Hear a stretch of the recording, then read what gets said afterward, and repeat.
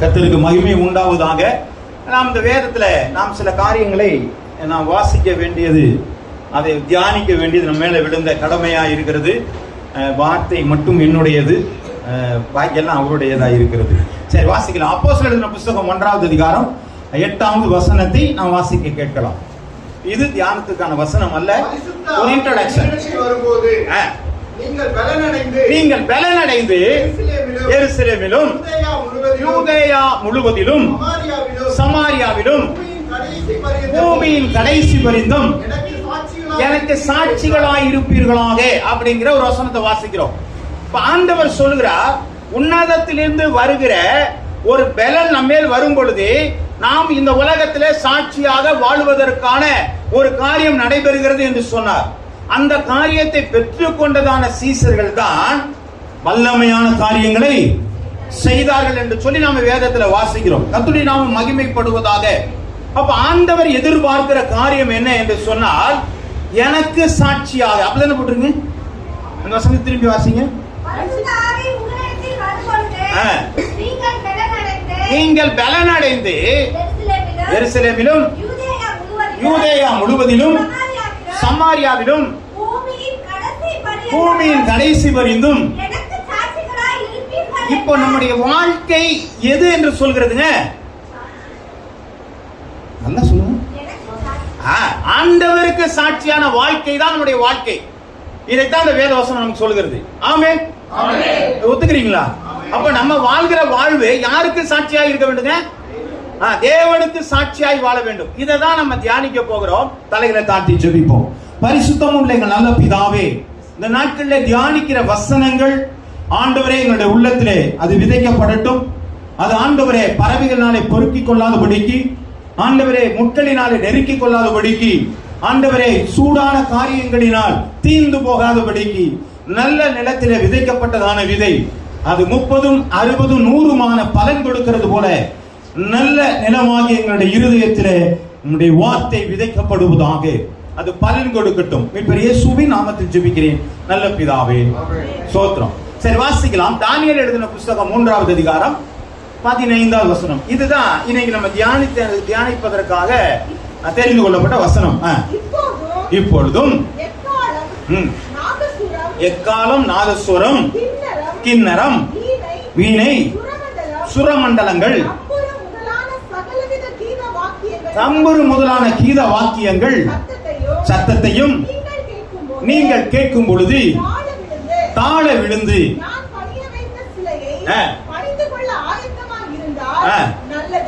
15வது வசனம் தான் வாசிக்கீங்க. வாசிங்க. அந்நேரமே எரிகிற அக்கினி சூளையில நீங்கள் என்ன செய்ய போறீங்க? போடப்படுவீர்கள். உங்களை என் கைக்கு தப்புவிக்க போகிற தேவன் யார்? அல்லேலூயா. இப்ப சாத்ராக், மேஷாக், ஆபேத் நேவாவுக்கு முன்பதாக ஒரு கேள்வி வைக்கப்பட்டிருக்கிறது. அது என்ன கேள்விங்க? உங்களை தப்பு வைக்க போற தேவன் யாரா? இப்ப அவருக்கு என்ன செய்யணும்? அதுக்கு என்ன பதில் சொல்லணும்? தப்பி வைக்கிற தேவன் யார் என்று அவன் என்ன செய்யணுங்க? பதில் சொல்லணும், நிரூபிக்கணும். ஏன்னா அவன் நிக்கிறது எங்க இருக்கிறாங்க? ஆமா, பார்டர்ல நிக்கிறாரு இவரு. அடுத்த சமயம் தள்ளி விட்டுருவாங்க நெருப்புல. இப்போ என்ன சொல்லணும்? தங்களை தப்பு வைக்கிற தேவன் யார் என்பதை அவர்கள் நிரூபிக்க வேண்டிய ஒரு கட்டாயத்திற்குள்ளாக அவர்கள் இருக்கிறார்கள். இப்போ நீங்களும் நானும் இந்த உலகம் பொல்லாங்கனுக்குள்ளே கிடக்கிறது என்று சொல்லப்பட்டிருக்கிறதே, நாமும் தேவன் நம்மளை ஆசீர்வதிக்கிற தேவன், நம்மளை சுகப்படுத்துகிற தேவன், நம்முடைய எல்லா விதமான பொருளாதாரங்களினாலும் ஆசீர்வதிக்கிற ஒரு தேவன் யார் என்பதை நாம் நிரூபிக்க வேண்டிய கட்டாயத்தில் நாம் என்ன செய்யறோங்க? சொல்ல மாட்டேங்கிறோம். ஆமென், இருக்கிறோம். சரி, வாசிக்கலாம். தானியேல் எழுதின புத்தகம் 1வது அதிகாரம் 3லிருந்து 4 வசனங்கள் வரை. அப்பொழுது இஸ்ரவேல் ராஜகுலத்தாரிலும் யாதொரு மாசும் இல்லாதவர்களும் அழகானவர்களும் சகல ஞானத்தில் தேறினவர்களும் அறிவில் சிறந்தவர்களும் கல்வியில் நிபுணர்களும் ராஜாவின் அரண்மனையிலே திறமை உள்ளவருமாய சில வாலிபர்களை கொண்டு வரவும் அவருக்கு கல்தேர் பாஷைகளிலே கற்றுக் கொடுக்கவும் என்ன சொன்னார் பாருங்க. இஸ்ரவேல் அடிமைத்தனத்திலே வந்தது. நெபுகாத் நேச்சார் அங்கிருந்த பாபிலோன் படையெடுத்து வந்து இஸ்ரவேலிலே இருக்கிற எல்லாவற்றையும் சூறையாடி கொண்டு போகும் பொழுது சில வாலிபர்களையும் அவர் என்ன செய்யறாங்க, தெரிந்தெடுத்து கொண்டு போகிறதை பார்க்கிறோம். அவர்களுக்கு என்ன செய்ய விரும்புகிறார்கள்? இவர்கள் நல்ல ஞானியாய் இருக்கிறார்கள், அறிவாளிகளாய் இருக்கிறார்கள். இவர்களுக்கு என்ன செய்ய போகிற, தங்களுடைய கல் தேவர்களுடைய பாஷைகளை கற்றுக் கொடுத்து அவர்களை மற்றவர்களுக்கு என்ன செய்யறாங்க, ஒரு நல்ல டீச்சரா நியமிக்க போகிறேங்கிறாங்க. ஆமென். சாத்ராக் மேஷாக் ஆபேத்நேகோ ஏதாவது பிரச்சனை பண்ணாங்களா? ஒரு பிரச்சனையும் பண்ணல. கத்துக்க சொல்றியா? கத்துக்கிறேன், ஒன்னும் பிரச்சனை இல்லை. கல்தேர் பாஷை தானே, கத்துக்கிறேன், ஒன்னும் பிரச்சனை இல்லை. சொல்லிக் கொடுக்க சொல்றியா? சொல்லிக் கொடுக்குறேன், எனக்கு ஒன்னும் பிரச்சனை இல்லை. எனக்கு அது ஒரு புது டேலண்ட் தான், ஒன்னும் பிரச்சனை இல்லை. வாசிக்கலாம் 1வது அதிகாரம் 7வது வசனம்.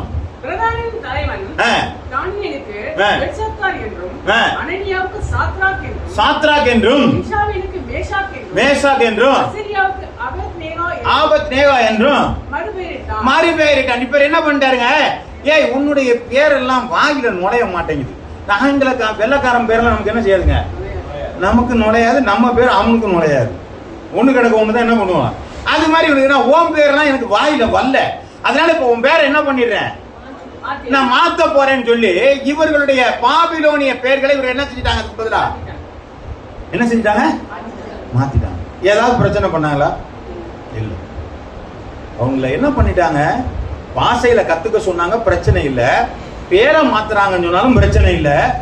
இப்ப அடுத்த ஒரு காரியத்தை நம்ம பார்க்கும் பொழுது பாத்தீங்கன்னா, இதுல எந்த விதமான பாதிப்பும் இல்லாதபடிக்கு தான் இருந்தாங்க. இதெல்லாம் எங்களுக்கு ஒன்றும் பிரச்சனையே இல்லப்பா. சரி, தானியேல் 1வது அதிகாரம் 8வது வசனம். போஜனத்தினாலும் திராட்சரசத்தினாலும் தீட்டுப்படுத்தலாகாது என்று தீர்மானம் பண்ணிக்கொண்டு தீட்டுப்படுத்தாதபடிக்கு இதுவரையிலும் காம்ப்ரமைஸ். எனக்கு பேர் மாத்தினதுல பிரச்சனை இல்ல, நான் பாஷையில கத்து சொல்ற பிரச்சனை இல்ல. உன் சாப்பாடு எனக்கு கொடுக்கறது மட்டும்தான் எனக்கு என்ன செய்யுங்க, சாப்பிட மாட்டேன். ஏன்? அது விக்கிரகங்களுக்கு படைக்கப்பட்ட ஒரு ஆகாரமாய் இருந்தது. அது தீட்டுப்பட்ட ஆகாரமாய் இருந்தபடினால நான் தொடக்கூடாது.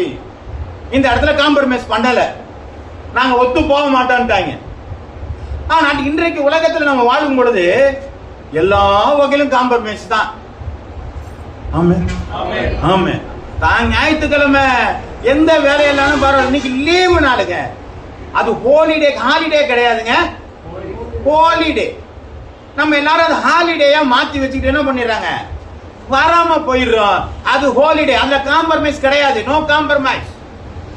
என்னுடைய ஆராதனை நேரத்தை, என்னுடைய ஜெப நேரத்தை நான் யாருக்காகவும் விட்டுக் கொடுக்க மாட்டேன் என்பதுதான் ஒரு நல்ல விசுவாசிகளுடைய அடையாளமாய் இருக்கிறது.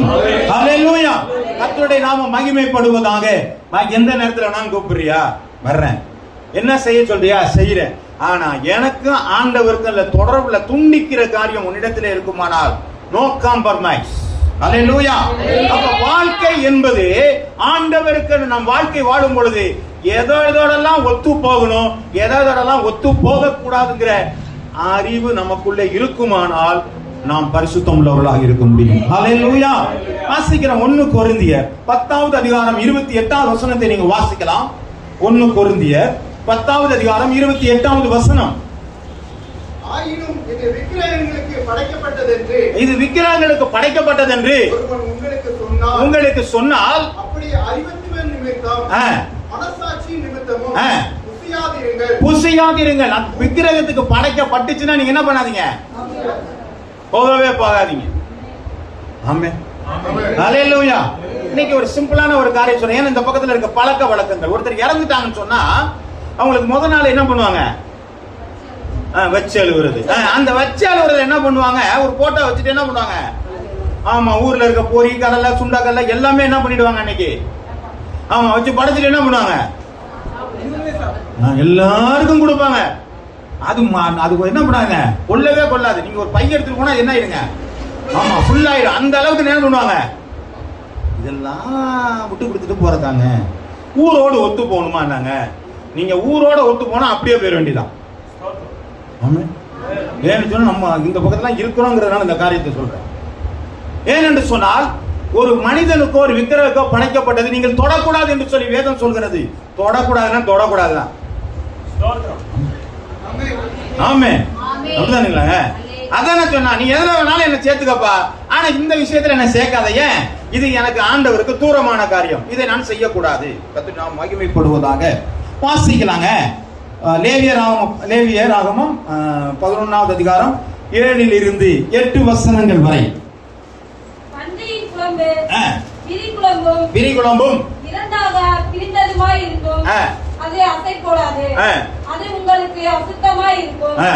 இவைகளின் மாமிசத்தை புசிக்கவும் இவைகளின் உடல்களை தொடவும் வேண்டாம். இப்ப பழைய ஏற்பாட்டுல என்ன சொல்லிட்டாங்கன்னா, நிறைய விரிகுழம்புல உள்ளது, அதை செய்யாத, இதை செய்யாத, தொடாத, நாரைய தொடாத, நத்தைய தொடாத, என்ன சொல்லியாச்சுங்க, சொல்லியாச்சு. இது எல்லாம் இன்னைக்கு எல்லாமே சாப்பிடுறாங்களேங்க அப்படின்னு சொன்னா, புதிய ஏற்பாட்டுல அந்த நாட்கள்ல சொல்லப்பட்ட காரியம் நியாயப்பிரமாண காலங்களில் சொல்லப்பட்ட காரியம். அந்த நியாயப்பிரமாணத்திலே அது அவருடைய சூழ்நிலைக்கு அந்த ஆகாரங்கள் எடுத்துக்கொள்ள கூடாது என்பதற்கு தேவன் என்ன பண்ணாங்க, ஆரோக்கியம் இல்லை என்பதற்காக அதை தவிர்த்தார். ஆனா எதை தவிர்க்க வேண்டும் என்று சொல்லி அப்போஸ்தலர் எழுதின புத்தகம் 15வது அதிகாரம் 20வது வசனத்துல நாம் வாசிக்கலாம். விக்கிரகங்களுக்கு படைத்த அசூசியானவைகளுக்கும் வேசித்தனத்திற்கும் நெருங்குண்டு செத்தத்திற்கும் ரத்தத்திற்கு விலை இருக்கும்படி எதுக்கெல்லாம் விலகணும்னு சொல்லி இங்க போட்டாச்சு. புதிய ஏற்பாடு அதே 28ஆம் வசனமும் அதான் சொல்லுது. ரத்தத்துக்கு என்ன பண்ணிடுங்க, நல்லாதான் இருக்க தேங்காய் பூவெல்லாம் போட்டு ரத்த பொரியல் பண்ணி விருந்துல கொடுத்துட்டாங்கன்னா என்ன பண்றது, எடுத்துக்கோமா வேணாமா, ஒரு பெரிய என்ன பண்ணுங்க போராட்டமே நமக்குள்ள என்ன செய்யுங்க, நோ காம்ப்ரமைஸ். முடியவே முடியாது, எடுத்து தூக்கிட்டு போ, இதை நான் சாப்பிட மாட்டேன் சொல்லக்கூடிய அந்த எதிர்ப்பான காரியங்கள் நம்ம இடத்துல இருப்போமானால் தேவனுக்கு சாட்சியாக உலகத்தில் ஜீவிக்கணும். அல்லேலூயா. நம்ம கேட்பான், இது ஏன்டா சாப்பிட மாட்டேங்கிற, ஏய் நம்ம பைபிள்ல போட்டிருக்கப்பா சாப்பிடக்கூடாதுன்னு. ஆமா, அதெல்லாம் சொல்லலாமா, அதெல்லாம் சரியா வருமா ஐயான்னா அப்பதான் சொல்லணும். உனக்கு சாபம் வரும், அப்பதான் நமக்கு சொல்லி சொல்றது வாய்ப்பு. ஆமே, நம்ம என்ன பண்ணிடுறோம், ரைட்டு பார்த்துக்கோ இருக்கு, யாரு பார்க்கறான்னு நினைச்சோம்னா தேவன் ஒருவர் பார்த்து கொண்டே இருக்கிறார். அல்லேலூயா. கர்த்தருடைய நாமம் மகிமைப்படுவதாக. அப்போ தீட்டான காரியத்திற்கு ஆகாரத்திற்கு அவன் தன்னை விலக்கினான் என்று சொல்லி பார்க்கிறோம். வாசிக்கலாம். தானியேல் எழுதின புத்தகம் 3வது அதிகாரம் 12வது வசனம். பாபிலோனின் காரியங்களை விசாரிக்கும்படி நீர் ஏற்படுத்தின சாத்ராக், மேஷாக், ஆபேத்நேகோ என்னும் யூதரான மனுஷர் இருக்கிறார்களே, அவர்கள் ராஜாவாகிய உம்மை மதிக்கவில்லை, உம்முடைய தேவர்களுக்கு ஆராதனை செய்யாமலும் நீர் நிறுத்தின பொற்சிலையை பணிந்து கொள்ளாமலும் இருக்கிறார்கள் என்றார்கள். அப்பொழுது நேபுகாத்நேச்சார் உக்கிர கோபம் கொண்டு சாத்ராக்கையும் மேஷாக்கையும் ஆபேத்நேகோவையும் அழைத்துக் கொண்டு வரும்படி சொன்னார்கள்.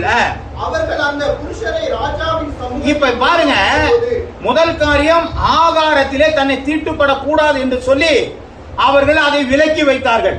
இரண்டாவது காரியம், ராஜாவாக இருந்தாலும் அவன் விக்கிரக ஆராதனை பண்ண வேண்டிய ஒரு கட்டளை இருந்தாலும் அதனாலே தனக்கு ஒரு பெரிய பாதிப்பு வரும் என்று அறிந்திருந்தாலும் அவர்கள் அதற்கு விலகி நின்றார்கள். அல்லேலூயா, அல்லேலூயா.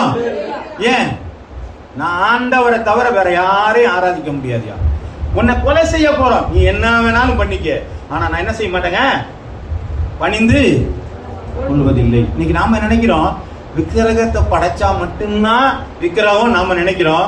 இல்லைங்க, வேதம் சொல்லுகிறது பண ஆசை விக்கிரக ஆராதனை என்று சொல்லப்பட்டிருக்கிறது.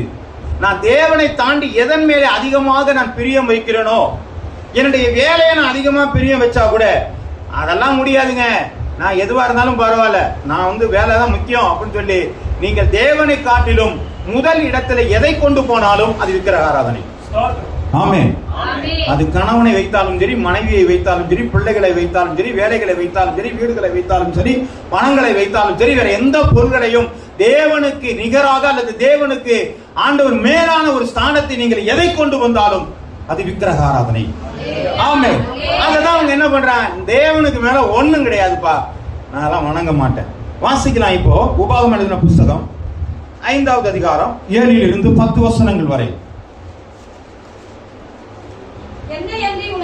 என்னை என்று உனக்கு வேறு தேவர்கள் உண்டாயிருக்க வேண்டாம். மேலே வானத்திலும் கீழே பூமியிலும் பூமியின் கீழ் தண்ணீரிலும் உண்டாயிருக்கிறவைகளுக்கு ஒப்பான ஒரு சொரூபத்தை ஆயிலும் யாதொரு விக்கிரகத்தை ஆயிலும் நீ உனக்கு உண்டாக்க வேண்டாம். நீ அவரை நமஸ்கரிக்கவும் வேண்டாம், சேவிக்கவும் வேண்டாம். அம்மா மாதிரியா இருந்தாலும் சரி, அப்பா மாதிரியா இருந்தாலும் சரி, அல்லது இயேசுநாதர் மாதிரியாவே எதுவா இருந்தாலும் சரி, வணங்காதீங்க. ஆமென். இதுதான் தேவனுடைய பிரதான கட்டளை. முதல் கட்டளையே தான், அந்த விக்கிரகத்தை நீ வணங்காதே. அது எதுடைய சாயலாக வேணாலும் இருக்கலாம். அப்பதானே போட்டிருக்கு, சாயலாக. ஆமா, பூமியில எந்த சாயல் மாதிரி இல்லங்க, நாங்க வேற எதையுமே வணங்கலங்க, நாங்க சாயலா அவர் மாதிரியா. ஒரு மாதிரி எப்படி தெரியும்?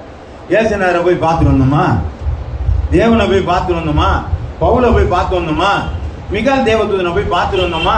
யாரும் பார்க்கல. பார்க்காம நீ கற்பனையிலே செய்து வைத்துக் கொண்ட ஒரு காரியத்தை நீங்கள் ஆராதிப்பது எப்படி? ஆரோன் இந்த மாதிரியான ஒரு தலைவலியை பண்ணதுனாலதான் அங்க அநேக பேர் நாசமாக போனாங்க. எல்லாரையும் கொலை பண்ண காரணமே இப்படி தன் இஷ்டமாக தங்களுடைய சுயத்துக்கான காரியங்கள். இன்றைக்கு அது அதிகமாக இருக்கிறத நம்ம பாக்குறோம். ஐயா, அது விக்கிரகத்தை தூக்கிட்டு போறான், தண்ணியை ஊத்தி விட்டுட்டு இருக்காங்க உட்காந்து. அது நடந்து போகல. ராத்திரி 12 மணிக்கு வர்றதுக்கு தண்ணி ஊத்திட்டு போகணும், வெயில் அதுக்கு.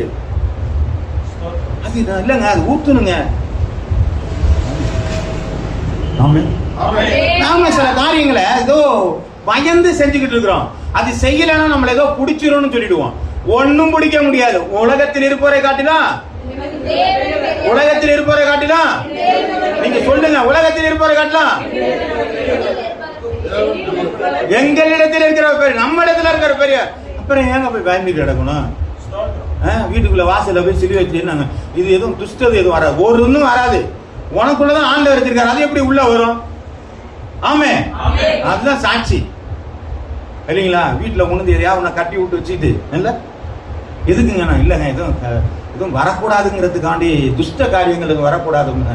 உனக்குள்ள இருக்கிற ஆண்டவர் எல்லாத்தையும் விரட்டக்கூடியவர். நம்ம அதை விட்டுட்டு இரும இதை விரட்டுறதுக்கு நம்ம ஒரு பெரிய டேலண்ட் எல்லாம் எடுத்துருக்கோம். சரி, சோத்திரம். வேற எங்கேயோ போயிட்டு இருக்கு. வாசிக்கலாம். தானியேல் எழுதின புஸ்தகம் வாசிக்கலாமே. உபாகமம் எழுதின மத்தேயு எழுதின புஸ்தகம் 22வது அதிகாரம் வாசிக்கிறேன். 22, 37, 39 வாசிக்கலாம். இயேசு அவனை நோக்கி, உன் தேவனாகிய கர்த்தரிடத்தில் முழு இருதயத்தோடும் முழு ஆத்துமாவோடும் முழு மனதோடும் அன்பு கூறுவாயாக. இது பிரதான கட்டளை, தப்பனை. அடுத்து இது 2வது. இதற்கு ஒப்பாய் இருக்கிற இரண்டாவது, இதுக்கு ஒப்பாவே இருக்கிற 2வது கற்பனை என்னவென்றால் உன்னிடத்தில் அன்பு கூறுவது போல அன்பு கூறுவாயாக என்பது இவ்விரண்டு கற்பனைகளிலும் நியாயப்பிரமாணம் முழு. சரி, இப்போது முதலாவட்டை திரும்பி ஒரு வாட்டி வாசிப்போம். இயேசு அவனை நோக்கி, உன் தேவனாகிய கர்த்தரிடத்தில்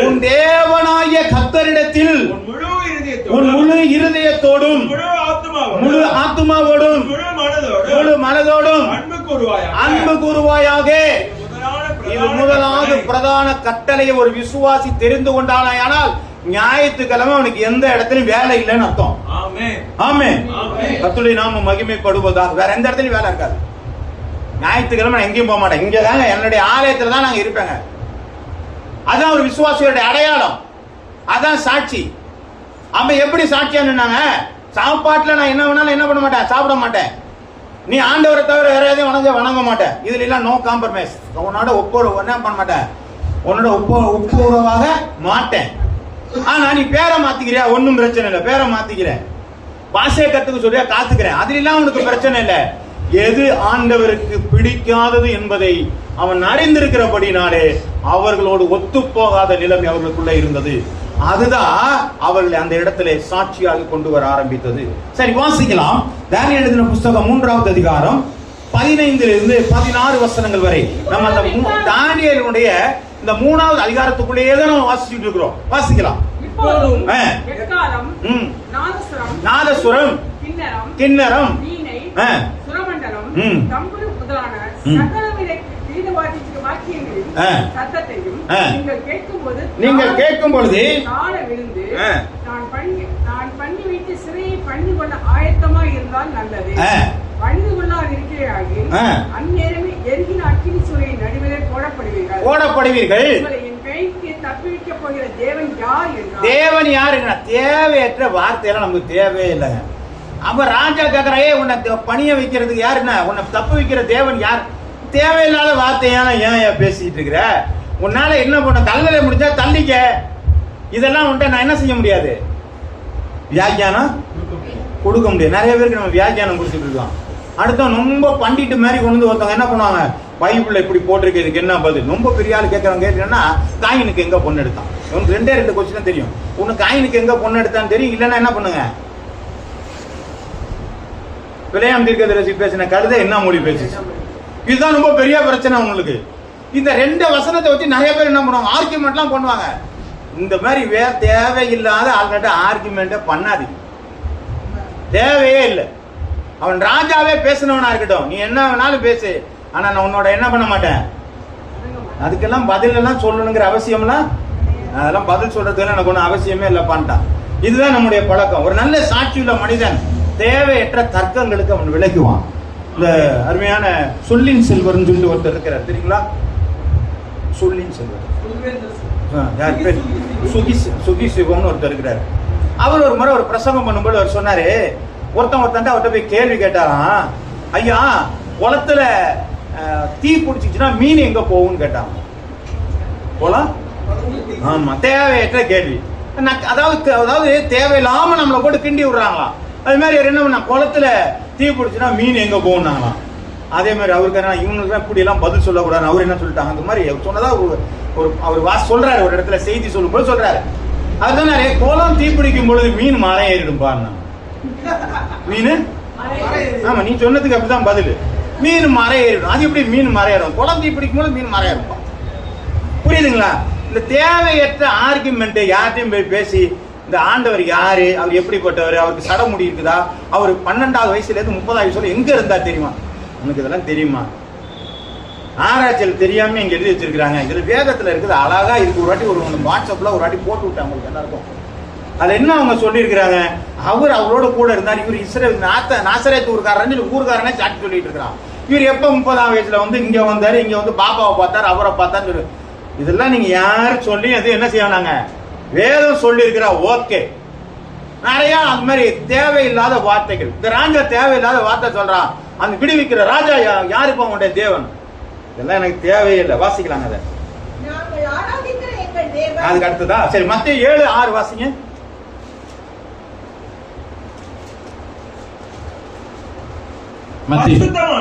பரிசுத்தமானதை நாய்களுக்கு கொடாதீர்கள், உங்களை முத்துக்களை பைபிள் எல்லாத்துக்கும் விளக்கம் வச்சிருக்கு. தேவையில்லாம இந்த முத்தை கொண்டு போய் யார்ட்ட போடாதீங்க, பண்ணிக்கிட்டே எல்லாம் கொண்டு போய் என்ன செய்யாதீங்க, நம்ம போடாதீங்க. தேவையில்லாம அவன்கிட்ட போய் சொல்லிட்டு அவன் என்ன தெரியுமா, இந்த பைபிள்ல எப்படி போட்டுருக்கு தெரியுமா, எப்பா உனக்கு நிறைய தெரியும், நீ வச்சுக்க, எனக்கு தெரிஞ்ச அளவுக்கு போதும்னு பேசாம நகர்றதே நல்லது. அதுதான் நல்ல ஆரோக்கியமான ஒரு காரியம். சரி, வாசிக்கலாம். தீத்து எழுதின புஸ்தகம் 3வது அதிகாரம் 9வது வசனம். தீத்து 3:9.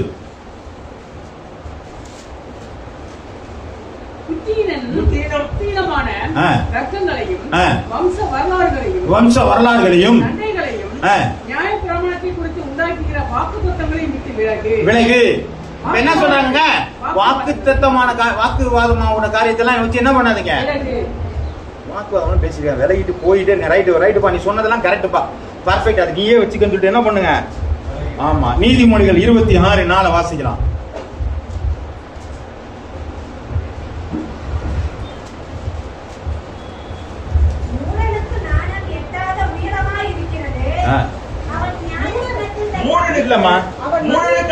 மதியினத்தின்படி மறு உத்தரவு கொடாதே. மூடனா இருந்து ஒருத்தன் கேள்வி கேட்டா அவனுக்கு என்ன செய்யாத, அவனுக்காக நீ பதில் கொடுத்தா 2 பேரும் ஒன்னா ஆயிடுவோம்னு அர்த்தம். கொடுத்தால் நீயும் அவனை போல. ஆமா, அவனை போல நம்ம என்ன பண்ணுவோம், ஏட்டி குட்டியா கேள்வி கேட்டா நம்மளும் அதுக்கு பதில் சொல்லிட்டு என்ன பண்ணுவாங்க, நம்ம அவன் கேரக்டர் கிடையாது. அப்ப நம்ம என்ன பண்ணுங்க, நான் சாட்சி உள்ள ஆளா இருந்துட்டு நான் விளைவிக்கணும். உனக்கு பதிலாக நம்மளால சொல்ல முடியாதுப்பா, நீ பயங்கரமான ஆள்கிட்ட ஒதுங்குவது நல்லதான காரியம். இதுதான் இந்த வேத வசனம் சொல்றது. சரி, இப்ப நம்ம தெரிந்து கொண்ட காரியம் என்ன என்று சொன்னால், இந்த 3 அருமையான வாலிபர்கள் எடுத்துக்கொண்ட தீர்மானம் என்ன, நான் எதெல்லாம் உன்னோட ஒத்து போவேன், எதெல்லாம் ஒத்து போக மாட்டேன் என்கிற ஒரு காரியம். 2 காரியத்திலே ஒத்து போனார்கள். பெயர் மாற்றத்திலே ஒத்து போனார்கள், பாஷைகளை கற்றுக்கொள்வதிலே ஒத்து போனார்கள். ஆனால் அந்த தீட்டான காரியம் என்று சொல்லும் பொழுது அவர்கள் உணவை அவர்கள் என்ன பண்ணாங்க, ஒத்து போகவில்லை. 2வது காரியம், அவர்கள் ஆராதிக்கிற தேவனிலிருந்து இவர் விலகுகிறார்கள், அதில் ஒத்து போகவில்லை. 2 காரியத்தில் அவங்க விலகி நின்னாங்க. இது என்னங்க இவர்களை சாட்சி கொண்டு வந்தது? ஏன் என்று சொன்னால், இந்த சாட்சி எங்கிருந்து வந்தது, அது எப்படி வந்தது என்பதைத்தான் இந்த நாட்களில நாம் தியானிக்க போகிறோம். ஏசாயா எழுதின புஸ்தகம் 8வது அதிகாரம் 18வது வசனம். ஏசாயா 8:18. இதோ நானும் கர்த்தர் எனக்கு கொடுத்த பிள்ளைகளும் சீயோன் பர்வதத்தில் வாசமாயிருக்கிற சேனைகளின் கர்த்தராலே இஸ்ரவேலிலே அடையாளங்களாகவும் அற்புதங்களாகவும் இருக்கிறோம். அப்போ நாம சமத்துவமான ஒரு நம்முடைய தேசத்திலே நாம் எப்படியா இருக்க வேண்டுமாங்க, அற்புதங்களாகவும் அடையாளங்களாகவும் யார் இருக்கணுங்க, நானும் என் பிள்ளைகளும். நம்ம எல்லாருமே அப்படிதான் சாட்சியா ஜீவிக்கணுங்கிறதா. அதனாலதான் நம்ம யூத் மீட்டிங் நடத்துறோம், சண்டே கிளாஸ் நடத்துறோம். இதெல்லாம் ஏன் பிள்ளைங்கன்னா, உன் பிள்ளைக்கு நடத்த வேண்டிய வழியிலே நடத்தி தன் முதிர் வயதிலும்.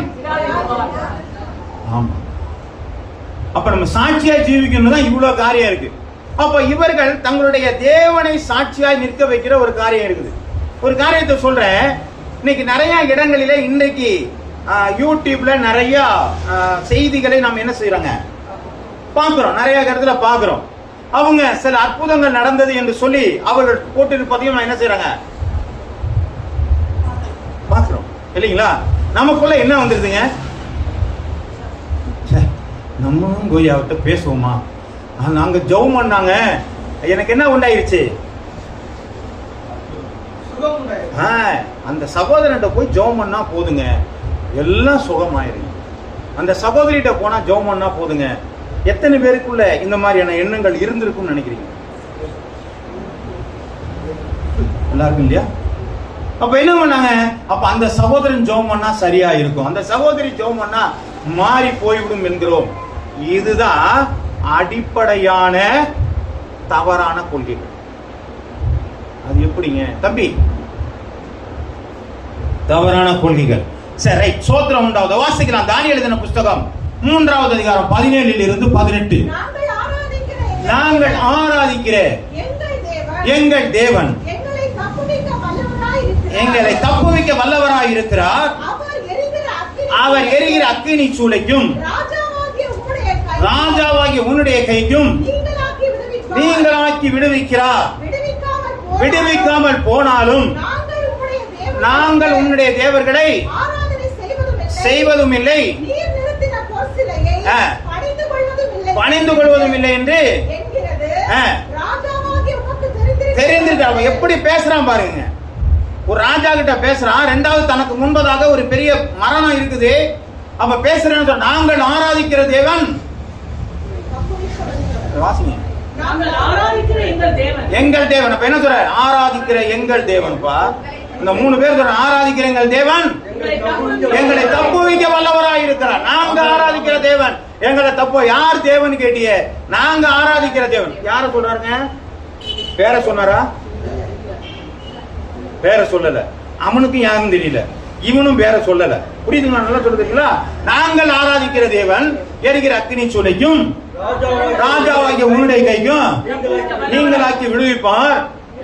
விடுவிக்காமல் போனாலும் நீ நிறுத்தின பொருட்களை வணங்குவதும் இல்லை, ஆராதிப்பதும் இல்லை, சேமிப்பதும் இல்லை. ஒரு நல்ல ஒரு விசுவாச அறிக்கை சொல்றாங்க. அப்ப நாம ஒரு இடத்துல போகும் பொழுது ஐயா ஞாயிற்றுக்கிழமை கல்யாணம் வச்சிருக்கிறோம் வந்துடுறீங்களா? முடியாதுங்க. ஏங்க ஞாயிற்றுக்கிழமை ஆராதனை நாள், உன்னை யார் அன்னைக்கு வைக்க சொன்னா? நான் வரமாட்டேன். முடிஞ்சிச்சுன்னா எங்கள் ஆராதனை முடிச்சதுக்கு அப்புறம் நான் வர முடிஞ்சா வர்றேன். இதுதான் விசுவாச அறிக்கை.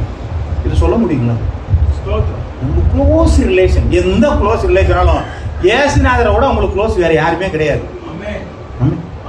அவரு க்ளோஸா இல்லைன்னா நம்ம க்ளோஸ், அவரு நம்மளோட க்ளோஸா இல்லைன்னா நம்ம க்ளோஸ். நம்ம அவரை க்ளோஸா வச்சுக்காம மற்றவங்களாம் என்ன பண்ணாங்க? Close relation, close friend. யாரு வேணா இருக்கட்டுங்க, ஆண்டவரை தவிர உங்களுக்கு இல்லை. அவன் தான் சொல்றான், நாங்கள் ஆராதிக்கிற எங்கள் தேவன் எரிக்கிற. அந்த தாங்க விசுவாசமான ஒரு அறிக்கையை சொல்றான். அவன் முடிக்கிறாங்க, எப்படி பேசுறாங்க. வாசிக்கலாமா? 1 யோவான் 4வது அதிகாரம் 4வது வசனம். பிள்ளைகளே நீங்கள் தேவனால் உண்டாயிருந்து அவர்களை ஜெயித்தீர்கள்.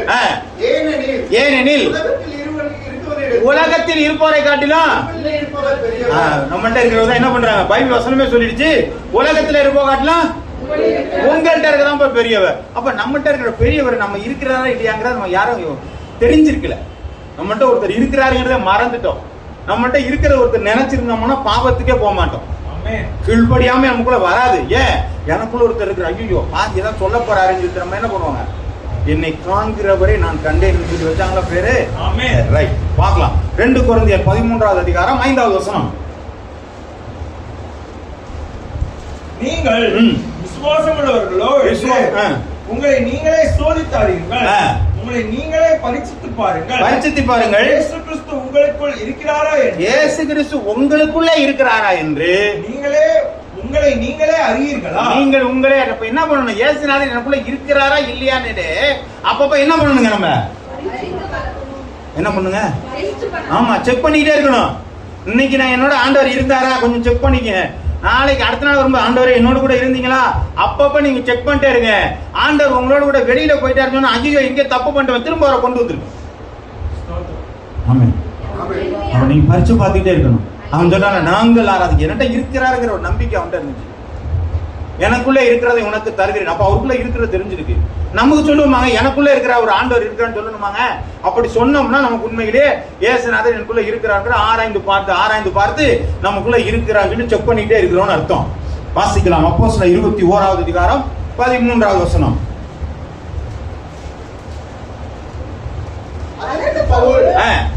நீங்கள் அழுது என் இதயத்தை ஏன் நிறைய பண்ணுகிறீர்கள்?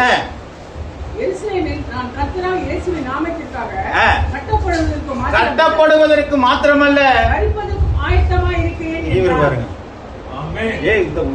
இந்த துணியை வச்சிருக்கிறவன் யாருன்னு பாத்தீங்கன்னா அவனை வந்து இன்னைக்கு ரோம்ல போய் என்ன பண்ண போறாங்க? கட்டி கொண்டு போறாங்கடான்னு சொல்றான். எல்லா ஜனங்களும் பார்த்தா ஐயா இவர் பவுலோடைய கச்சையாச்சு அப்படின்னு சொல்லும் பொழுது அவன் சொல்றான், ஏய் ஏன்டா நீங்க எல்லாம் அழுது என்ன கரைய பண்றீங்க?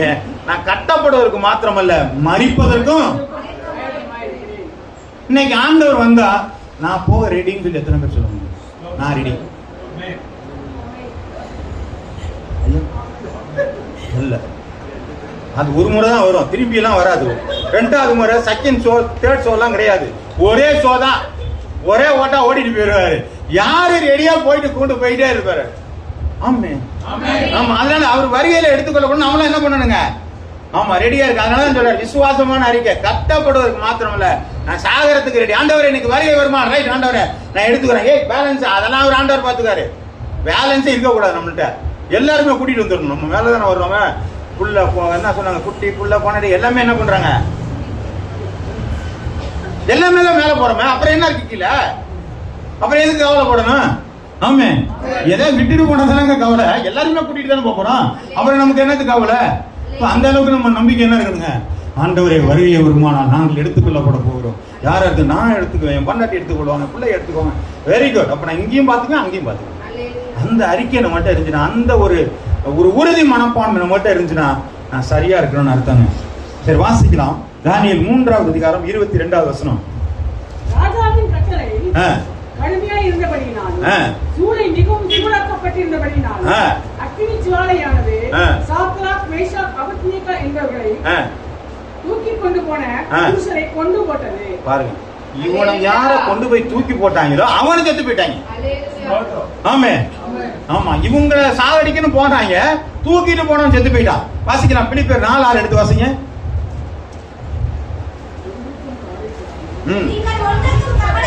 நீங்கள் ஒன்றுக்கும் கவலைப்படாமல்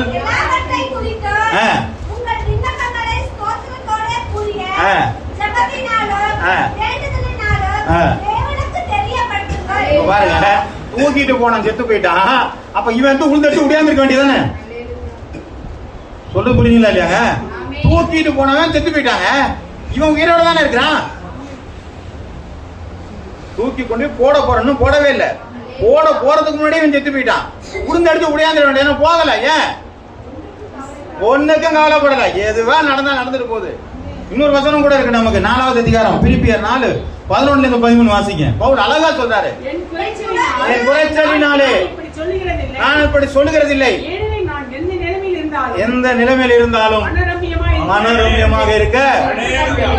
இதுதாங்க ஆமா, வாழ்ந்திருக்கவும் தெரியும், வாழ்ந்திருக்கவும் தெரியும், எவ்விடத்திலும் மனோரம்யமா இருக்க போதிக்கப்படும். எனக்கு போதிச்சுட்டாங்க, அதனால எது வந்தாலும் பரவாயில்ல. ஒரு பழமொழி உண்டு, இருந்தா நவாப் சாய், இல்லன்னா பக்ரி சாய். இந்த தேப்படிச்சுட்டு பாட்டு வருவாங்க பார்த்தீங்களா? இருந்தா நவாப் மாதிரி இருப்பாங்க, இல்லன்னா பக்ரி சாய் பார்த்துட்டு ஒன்னும் பிரச்சனை, பாய் பாய் தானே. ஆமே, அது மாதிரி தானே. எப்படி இருந்தாலும் விசுவாசி, இருந்தா என்ன இல்லாட்டா என்னய்யா, எதுவா இருந்தாலும் சரி. இருந்துச்சுன்னா பர்கரு, இல்லன்னா பழைய சோறு. ஓகே, எதுக்குமே நம்ம ரெடியா இருக்கிறோம்னு வச்சுங்க. அதுதான் ஆண்டவர் சொல்றாரு, இது கிடைச்சல் எது கிடைக்குதோ சாப்பிடுங்க, அதுக்கான ரொம்ப வருத்தமெல்லாம் பட வேண்டாம். அந்த ஒரு இருதயம் நமக்குள்ள வந்துருச்சுன்னா போதுமானது. சரி, வாசிக்கலாம். அதனால மத்தவங்க மாதிரி நின்றுட்டு இல்லைங்களா, நம்ம கவலைப்படக்கூடாது. நீங்க விசுவாசிய கவலைப்படுறது சாட்சி இல்லாத ஒரு காரியமா இருக்கிறது. இந்த கவலை யார்கிட்ட போய் சொல்லுவாங்க தெரியுங்களா? விசுவாசியை போய் அவிசுவாசிகிட்ட போய் சொல்லுவாங்க, ஏங்க என் குடும்பத்துல ஏகப்பட்ட பிரச்சனைங்க. பரவாயில்லையே, நீ விசுவாசியோடு பிரச்சனை இருக்கிற, நான் விசுவாசியா இல்லாம பிரச்சனை இருக்கிறேன், நான் எல்லாத்தையும் உலகத்தை அனுபவிச்சுட்டு பிரச்சனையோட இருக்கிறேன், நீ அனுபவிக்காம பிரச்சனையில இருக்கியா? புரிந்தவர்கள் பாக்கியவான். நான் சொல்ல புரியுதுங்களாங்க? எல்லாத்தையும் அனுபவிச்சுக்கிட்டு அவன் கஷ்டப்பட்டு இருக்கிறான், வியாதோட இருக்கிறான், பலவீனமா இருக்கான், எல்லாத்தோட இருக்கிறான். ஆனா விசுவாசியும் அவனும் அப்படியே இருந்துட்டு நான் எல்லாத்தையும் விட்டுட்டேங்க, ஆனாலும் நான் கஷ்டத்தை தான் இருக்கேன் அப்படின்னு சொன்னா நமக்கு எங்க இருக்கு சாட்சி? ஆமென். அப்ப என்ன பண்ணிருக்கணும்? நம்ம அதுல இருந்து சொல்லக்கூடாது இல்லைங்க, விடுதலையா இருக்கணும். அப்ப நம்மகிட்ட இருந்தா விடுதலையா இருக்கணும். எகிப்துக்கு வரப்பண்ண ஒரு வியாதி உனக்கு வரப்பண்ணு சொன்னா எனக்கு வரக்கூடாது ஆண்டவரே. நான் கடன் வாங்குவாயாக, கடன் வாங்காது இருப்பேன், கடன் கொடுப்பேன், எனக்கு அந்த இடத்துல வந்திருக்கணும். இல்லைன்னா கடன் கொடுக்கறதுக்கு, கடன் வாங்குவதற்கான எனக்கு என்ன கடன் கொடுக்கறதுக்கான சத்துவத்தை எனக்கு நான் நினைச்சிருக்கணும். ஆமே, ஆமா. அது போல உனக்கே இவ்வளவு பிரச்சனை இருந்துச்சுன்னா எனக்கு எவ்வளவு பிரச்சனை இருக்கு தெரியுமா? இவர் விசுவாசி போய் இந்த மாதிரி சொன்னார்னா அவன் சர்ச்சுக்கு பக்கமே வர மாட்டான். நான் நல்லா தான்டா இருக்கிறப்பா, ஒன்ன மாதிரி போய் அங்க போய் உட்காந்துக்கிட்டு ஞாயிற்றுக்கிழமை ஆனா போய் அங்க போய் உட்காந்துக்கிற, ஜபம் நான் போய் உட்காந்துக்கிற, பைபிளை வாசிக்கிற, எல்லாம் வாசிச்சு உனக்கு இவ்வளவு வந்திருக்கும் பொழுது எனக்கு அது ஒன்றும் பிரச்சனையே இல்லப்பா, எது வந்தாலும் பரவாயில்லன்னு இருக்கிறாங்க. இதுதாங்க உங்களுடைய விசுவாசிகளுடைய நிலை இப்படித்தான் இருக்கிறது. நம்மகிட்ட இருக்கிற பிரச்சனையை நீங்குவதற்கான அந்த விசுவாசம் நம்ம இடத்துல குறைந்திருக்கிறது. அதை மாற்ற முயற்சி செய்யணும். மற்றவங்களுக்கு முன்னாடி நான் சாட்சியா இருக்கணுங்க. புரியுதுங்களா இல்லையாங்க? ஏன் மற்றவங்களுக்கு ஏன் அந்த காரியம்லாம் வருது? எனக்கு வரக்கூடாது ஆண்டவர், எனக்கு வரக்கூடாது. நீ இருக்கும்போது வரக்கூடாது. போராடுங்க. ஆண்டவர் நீ ஆசீர்வதித்தால் ஒழிய போக விட மாட்டேன். ராத்திரி பூரா ஜெபம் பண்ணி மாத்திரம் இல்லையாங்க, மாத்தினாரா இல்லையாங்க? அந்த மாத்திரம் அதெல்லாம் அந்த பைபிள் அதெல்லாம் எடுத்துக்கலாமா? எடுத்துக்க கூடாது. நம்ம என்னென்னத்தையும் எடுத்துக்கிறோம். ஆண்டவரே ஆபிரகாமுக்கு ஆசீர்வதிச்சிரு, அதெல்லாம் கொடுத்தீரு, அதெல்லாம் கொடுக்கணும், கர்த்தரை நம்புகிறோம் செழிப்பான்னு சொல்லிட்டு அதெல்லாம் கொடுத்துருக்கீங்களே. என் பேர் ஜெபம் பண்ணாங்க, அம்மா போய் துக்கம்னு பேர் வச்சாங்க. அவன் என்ன சொன்னான்? எல்லைய பேர் தாக்குங்கிறான். கொடுத்தாரா இல்லையாங்க? கொடுத்தாருங்க. நீ ஏன் உங்களை மாற்ற முடியவில்லை என்று சொன்னால், நான் விசுவாசிக்கிற இன்னார் என்று பவுல் அப்போஸ்தலன் அறிந்திருக்கிறார். நாம் அறியாததுனாலதான் அந்த காரியம் நம்ம இடத்துல நடைபெறுகிறது. தானியேல் எழுதின புத்தகம் 3வது அதிகாரம் 25 to 26 வசனம் வரை நாலு பேர் விடுதலையாகி அக்கினி நடுவிலே உலாவுகிறதை காண்கிறேன். அவர்களுக்கு ஒரு சேதமும் இல்லை. 4ஆம் ஆளின் சாயல் தேவபுத்திரனுக்கு ஒப்பாயிருக்கிறது என்றார். அப்பொழுது நேபுகாத்நேச்சார் எரிகிற அக்கினி சூளையின் வாசலண்டைக்கு வந்து போதும். நீதிமொழிகள் 27:2 வாசிங்க.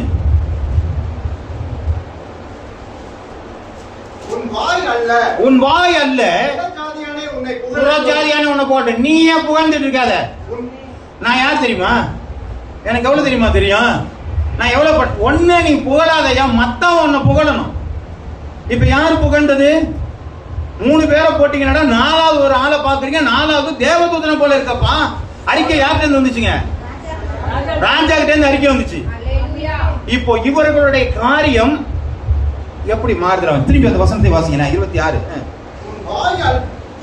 அப்பொழுது நேபுகாத்நேச்சார் எரிகிற அக்கினி சூளையின் வாசலண்டைக்கு வந்து உன்னதமான தேவனுடைய தாசனாகிய சாத்ராக் மேஷாக் இல்ல எத்தனை வசனத்தை வாசிக்கிறீங்க? 26 வாசிங்க. ஆபேத்நேகோ என்பவர்களே நீங்கள் வெளியே வாருங்கள், நீங்கள் வெளியே வாருங்கள் என்றார். அப்பொழுது சாத்ராக் மேஷாக் ஆபேத்நேகோ என்பவர்கள் அக்கினியின் நடுவிலிருந்து வெளியே வந்தார்கள். தேசாதிபதி எத்தனை வசனத்தை வாசிக்கிறீங்க? 26 தானே?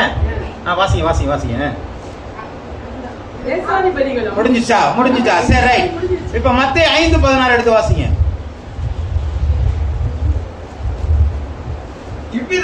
இவ்விதமாய் மனுஷர் உங்கள் நற்கிரியை கண்டு பரலோகத்தில் இருக்கிற உங்கள் பிதாவை மகிமைப்படுத்தும்படி உங்கள் வெளிச்சம் அவர்களுக்கு முன்பதாக பிரகாசிப்பிக்க கடவுது. நல்லா பாருங்க, என்ன பாத்தீங்க? அதுல விதமாய் மனுஷர் உங்களுடைய நற்கிரியை கண்டு பரலோகத்தில் இருக்கிற தேவனை மகிமைப்படுத்தும்படி உங்கள் வெளிச்சம் அவர்களுக்கு முன்பதாக பிரகாசிப்பிக்க கடவுது. அப்ப என்னுடைய நல்ல நடத்தை யாரை உயர்த்த வேண்டும்? எல்லாமே கடன் வாங்கிட்டேன். ஊழியக்காரங்க எல்லாரும் என்ன பண்றாங்க?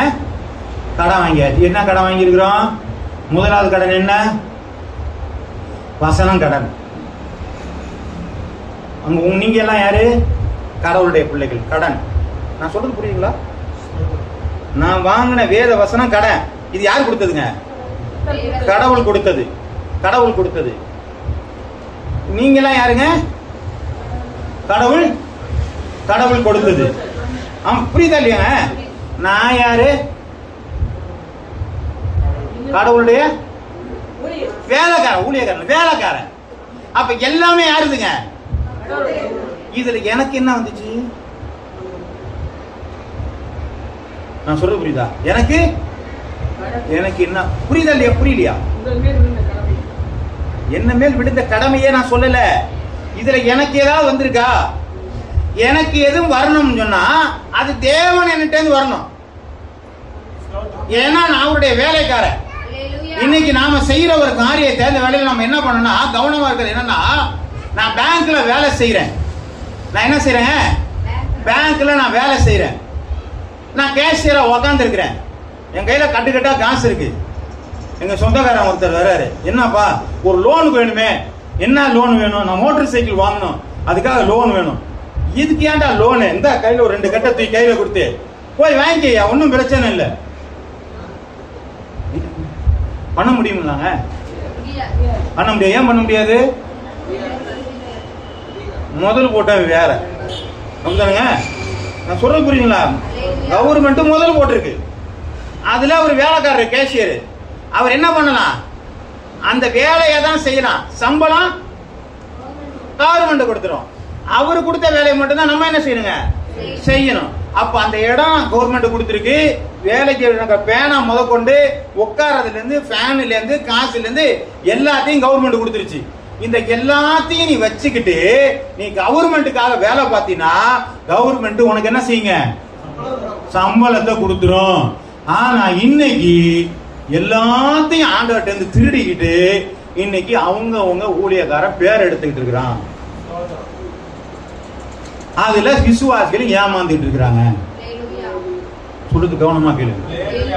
எந்த மனிதன் ஜெபம் பண்ணினாலும் நம்ம என்ன சொல்றோம்? அவரு ஜெபம் பண்ணினா சுகம் ஆகுதுங்காதீங்க. அவர் ஜெபம் பண்ணுனா தேவன் சுகப்படுத்துறார். அந்த இடத்துக்கு கொண்டு போகல. தேவனை மகிமைப்படுத்தும்படியாது இன்னைக்கு மனுஷரை மகிமைப்படுத்தும்படியான காரியங்கள் செய்வதனாலே விசுவாசிகள் கலங்கடிக்கப்படுகிறார்கள். உண்டா இல்லையாங்க? எத்தனை பேருங்க பொட்டி கட்டிட்டு போயிட்டு இருக்காங்க. அங்க போனாதான் சுகம் உண்டாகுது, இங்க போனாதான் சுகம் உண்டாகுது. விக்கிரகம். ஒரு இடத்துல சுகம் உண்டாகுது, ஒரு மனுஷனால சுகம் உண்டாகுதுன்னா அது விக்கிரகம். சாத்ராக் மேஷாக் ஆபேத்நேகோ அவன் அரசனுக்கு முன்பதாக நின்று அவன் பேசுகிறான், நாங்கள் ஆராதிக்கிற தேவன். அவன் சொன்ன தேவன் அவன் பேரும் சொல்லலங்க. ஆனால் பாபிலோனில் இருக்கிற நேபுகாத்நேச்சார் சொல்கிறான், நீங்கள் ஆராதிக்கிற தேவன். வசனத்தை வாசிங்க. 3வது அதிகாரம் 28வது வசனத்தை எடுத்து வாசிங்க. அப்பொழுது நேபுகாத்நேச்சார் வசனித்து ஒருத்தர் ஒருத்தர் ஒருத்தர் ஒருத்தர் சாத்ராக் மேஷாக் அபேத்நேகோ என்பவருடைய தேவனுக்கு ஸ்தோத்திரம். வரும்போது இது அப்படியே நிதானம் வாசிங்க. சாத்ராக் மேஷாக் ஆபேத்நேகோவுடைய தேவனுடைய என்ன வாசிக்கிறீங்க? நான் சொல்றேன்ல, அந்த ஸ்பிரிட்டோட வாசிங்க, அப்பதான் அதோட வேகம் தெரியும். சாத்ராக் மேஷாக் அபேத்நேகோ என்பவருடைய தேவனுக்கு ஸ்தோத்திரம். என்பவர்களுக்கு என்னுடைய தேவனுக்கு யாரை மகிமைப்படுத்துறாங்க? யார் தேவனை மகிமைப்படுத்துறான்? அவங்க தேவனை மகிமைப்படுத்துறான். இவன் யாருங்க? கல் தேவர்களை வணங்குகிற ஆண்டவர் மனுஷன், ஒரு பெரிய பொற்சிலையை வணங்கக்கூடிய மனிதன். இவன் சொல்கிறான் அவனுடைய தேவன் நல்ல தேவன் என்று சொல்லி இவன் புகழ்கிறான் என்று சொன்னால் சாத்ராக் மேஷாக் ஆபேத்நேகோ எவ்வளவு உறுதியாக நின்றார்கள். அல்லேலூயா. அந்த உறுதி நம்மகிட்ட இருந்தாதாங்க நம்முடைய வாழ்க்கையில் ஆசீர்வாதம் உண்டாகும். இதுதான் சாட்சியான வாழ்க்கை. வாசிங்க தொடர்ந்து 29. ஆதலால்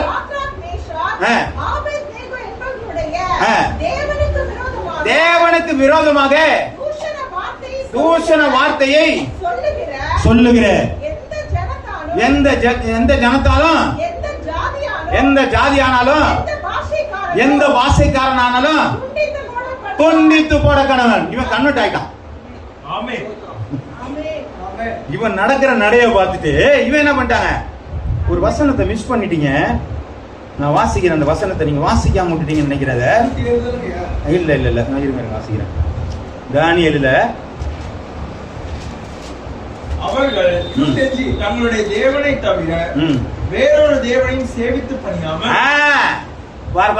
பணியாமல் அவர்கள் தங்களுடைய தேவனை தவிர தங்களுடைய தேவனை தவிர வேறொரு தேவனையும் சேவித்து பணியாததுனால அவரையே நம்பி ராஜாவினுடைய கட்டளையை தள்ளி தங்கள் சரீரங்களை ஒப்புக்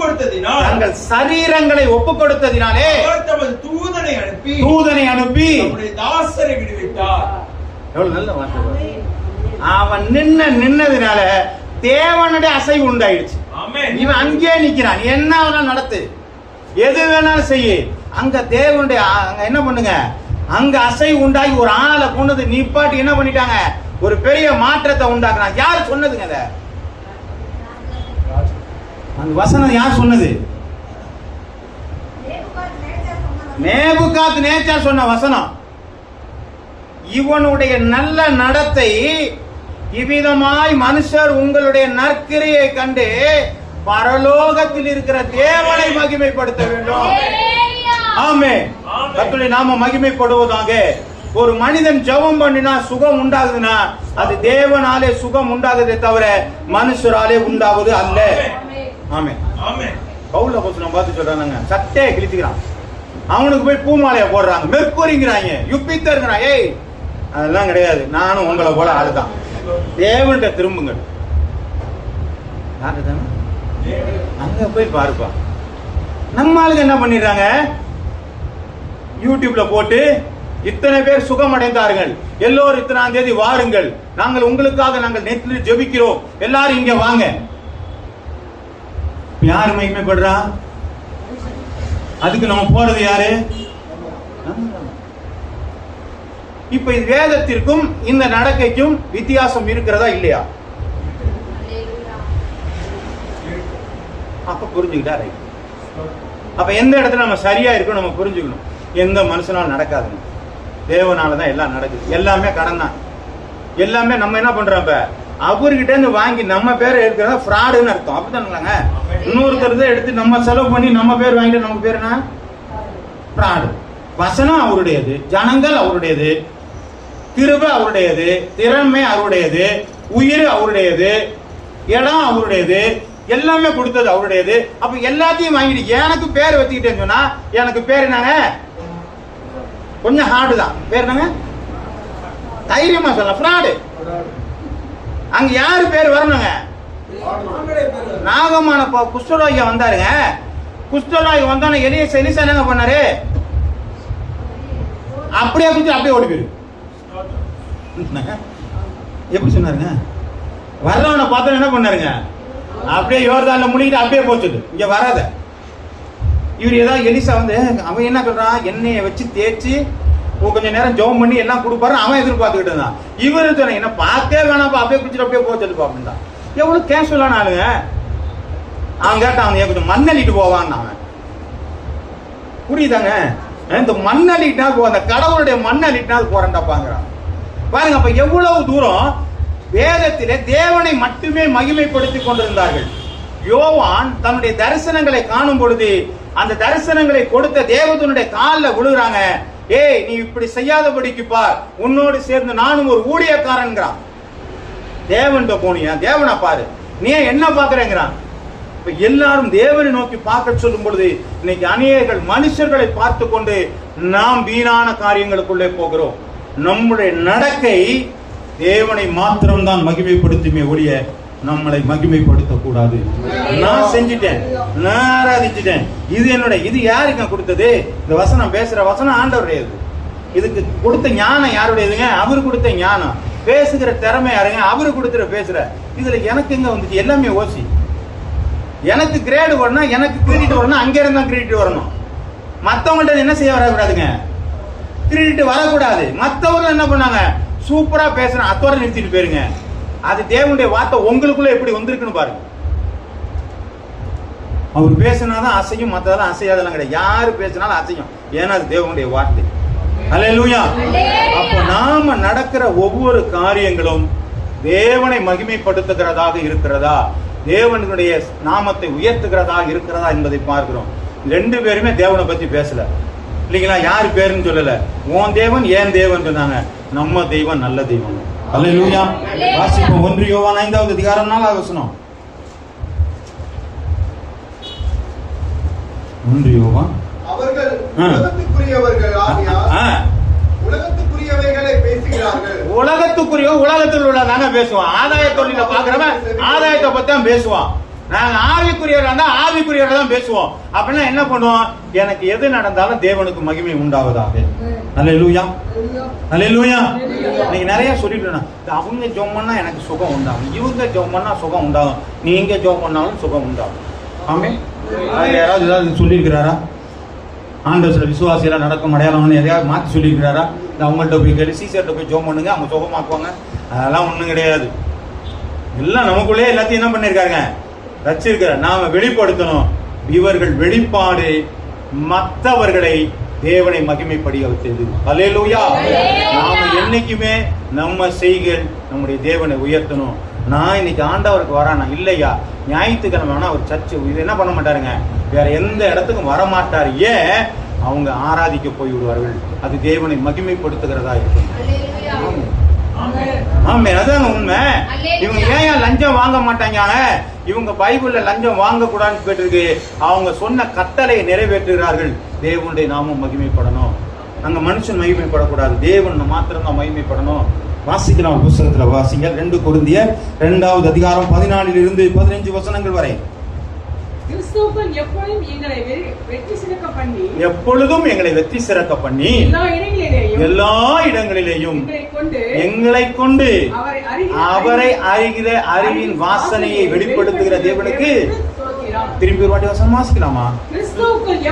கிறிஸ்துவுக்குள் எப்பொழுதும் எங்களை வெற்றி சிறக்க பண்ணி. எங்களை யாருங்க? நம்மளதான்.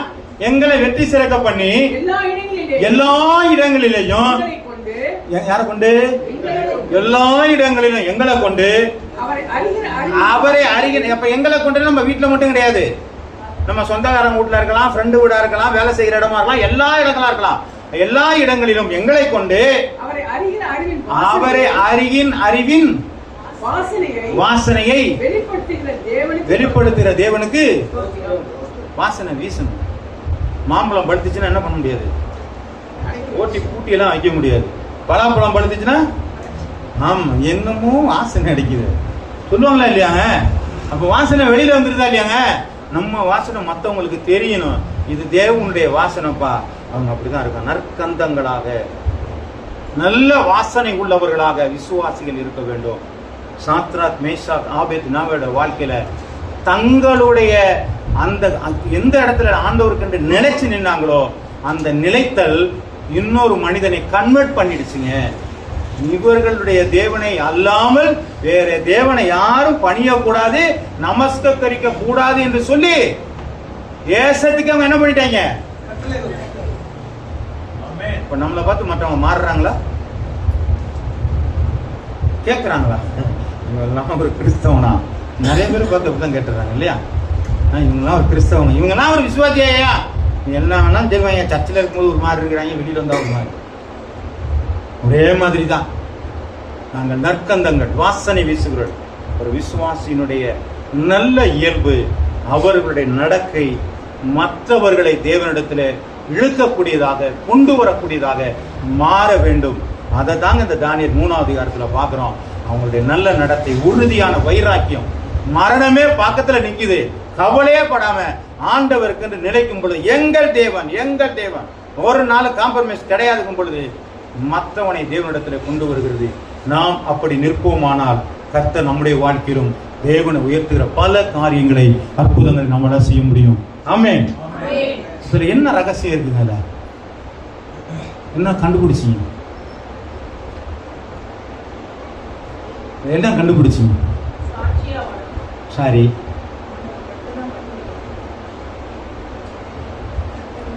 நீங்க ஆண்டவருக்குன்னு வைராக்கியமா வாழும் பொழுது உங்க வாழ்க்கையில அற்புதம் நடக்கும். அந்த அற்புதம் தான் தேவனை மகிமைப்படுத்தும். ஆமே. நம்மளுக்கு ஒன்னும் கிரெடிட் இல்லாம இல்ல, நமக்கு உடனே அந்த இடத்துல அற்புதம் நடக்குது. அந்த அற்புதம் ஒவ்வொரு வாழ்க்கையிலும் ஆண்டவருக்கு நிற்கும் போது அற்புதம் நமக்கு நடக்கதான் செய்யும். அந்த அற்புதத்தை பார்த்துதான் மற்றவர்கள் தேவனை மகிமைப்படுத்த முடியும். ஆமே. சும்மா மகிமைப்படுத்தல. அப்ப அற்புதங்களை பெறுகிற, அதனாலதான் முதல்ல சொன்னா, நாங்கள் அற்புதங்களும் அடையாளங்களாகவும் இருக்கிறோம். கர்த்தரை நாம மகிமைப்படுவதாக.